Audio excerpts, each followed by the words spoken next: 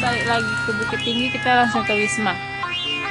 Proses kreatif antara produser Bapak Ridwan Itma dengan sutradara yakni Saudara Slamet Rianto sudah mulai saya ikuti dari sejak pra-produksi.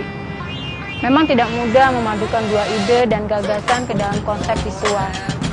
Hari ini Jembatan Ngarai, Tambang Wajuto sudah.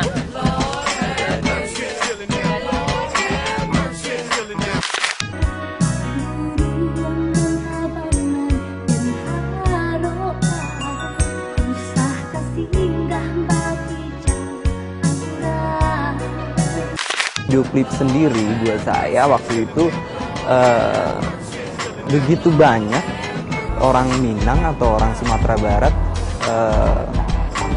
mengapresiasi lagu mereka sendiri, dan ini luar biasa sekali kecintaan mereka terhadap lagu-lagu Minang.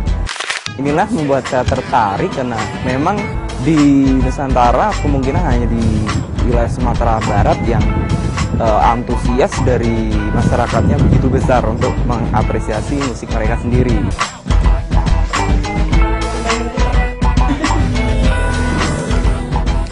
Cepet, cepet, Yo.